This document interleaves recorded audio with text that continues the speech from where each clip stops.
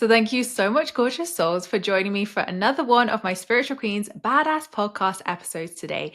Today, I'm very excited because we have Dr. Erin with us. So Erin, if you don't know, Dr. Erin is Hollywood's spiritual coach. She is a world-renowned thought leader and doctor of divinity, creator of the E4 method, quantum healing and quantum manifesting, founder of Spiritual Psychology School and TV host, international best-selling author and podcast host. Welcome to the show, Erin. How are you doing? I'm good. Hello, spiritual queen. So good to be here with you. I feel like you're somewhat like a soul daughter for some reason. I feel like this connection, and I'm just honored to be here in these trying times and beautiful times and taking the conversation of what manifesting is from a real heart perspective, because I know people are kind of moving into a new realm in the conversation around manifestation. And that's why I love you, Erin, because you and me, Mhm. we love the same things. We'd love to talk about the heart of manifesting and take it to those deep levels. And I'm so excited for all the questions I've got planned for you today. But before we dive into all of your goodness, Erin, when did you spiritually awaken? What's your story?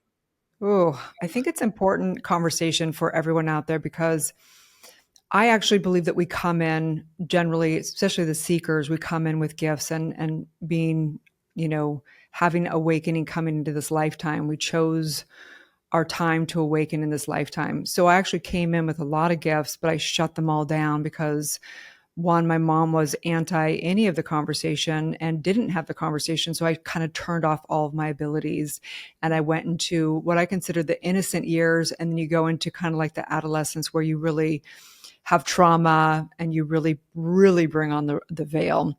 And so I came from an alcoholic mother. My parents were divorced. I was date raped in high school, had bulimia from 17 to 20. And then I thought, well, if I get married, all my problems will be solved because that's what I had seen. And I did get married and I got pregnant and I had a full term stillborn at the age of 22.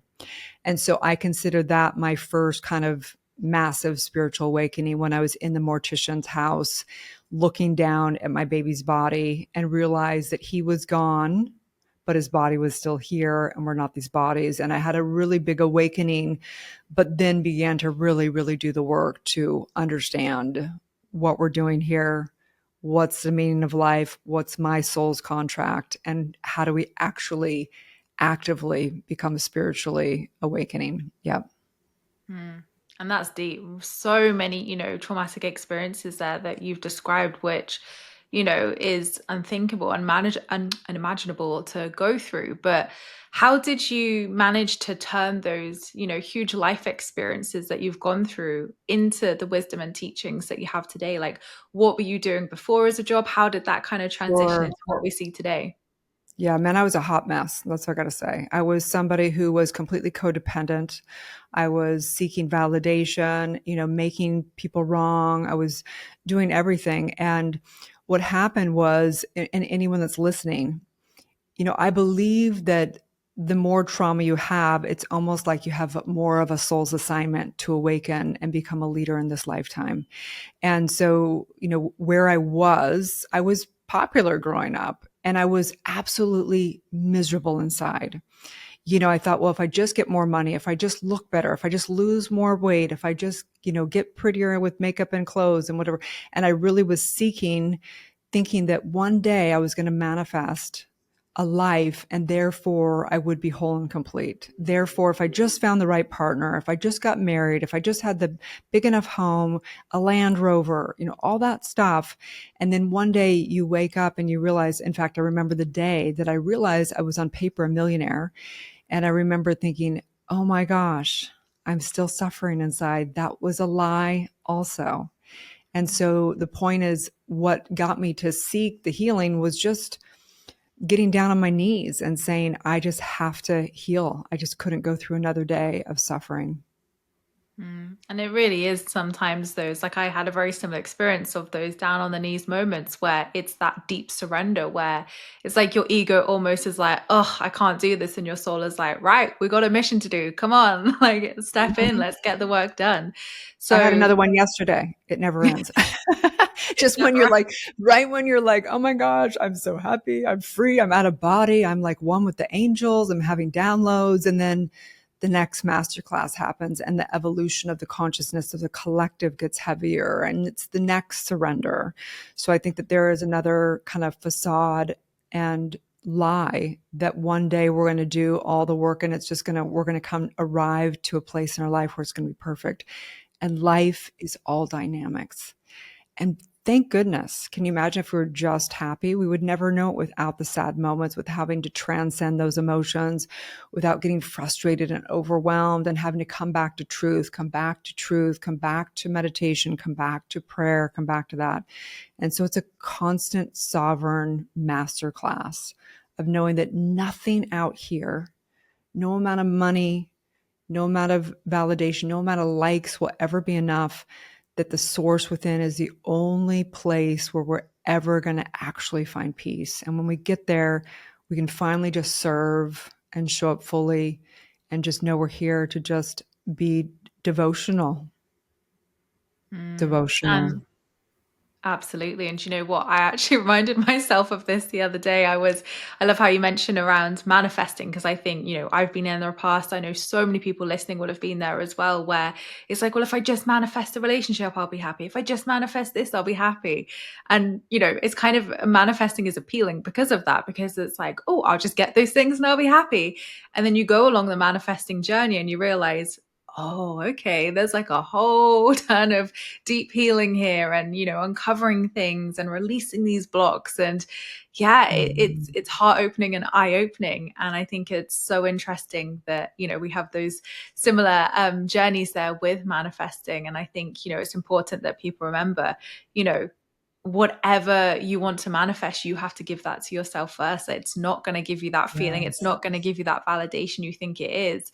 Otherwise, you'll just end up manic manifesting with all these things where you're like, oh, I'm still the same unfulfilled heap that I was before. It hasn't given me what I thought it would. So yeah, I Yeah. love what you shared there, because it's so Yeah. And I important. know that you want to talk about the law of abundance, which is an important conversation and a distinction to bring into this, because where is that confusion? Like what is enough money? What is enough, whatever? And the thing is that we don't have limitations, that there's a law of abundance. There's only one law. You can call it the law of oneness. You can call it the law of vibration, call whatever, but there's many distinctions.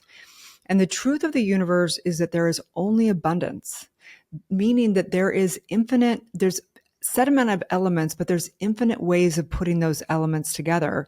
And therefore there's only abundance. There's infinite ways of innovating within your business and making money and serving and bringing value. There's infinite ways of giving love to your loved ones and receiving that love. There's infinite ways of generating more energy. There's infinite ways. And so prosperity and abundance is our birthright. But the difference is this, and there's so many great teachers in metaphysics and universal law and understanding the law of attraction and everything. But one of my favorite teachers was Thomas Troward. He was a judge that was a Christian mystic that really was bringing what is now considered the law of attraction, right? Ancient wisdoms that have always been here. But the truth is that we can innovate. So say, for example, metal. Metal cannot fly, but if you put it and innovate it with an engine and put torque on it, it can fly across the universe, right?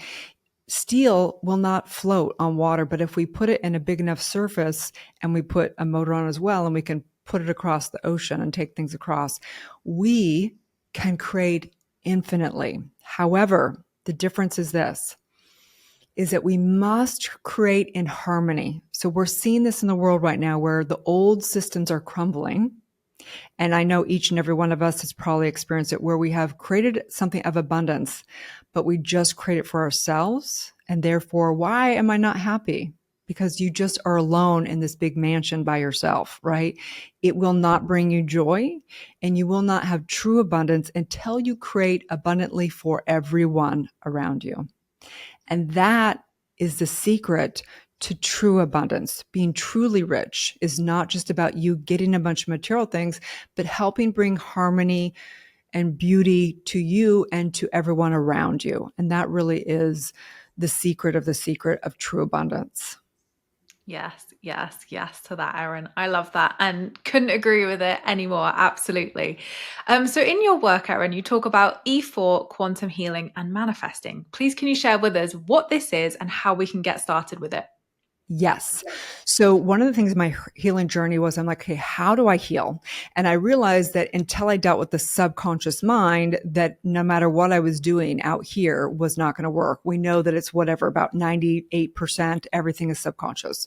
So when you take a look at the universe and you understand, as studying as a doctor of divinity, you basically study and realize that we are in a mental universe and everything is created in mental pictures as the vibration and frequency, condensing energy into form through the imagination, through everything. So basically, when you're trying to heal, what is energetically holding us back? What are our actual limited beliefs?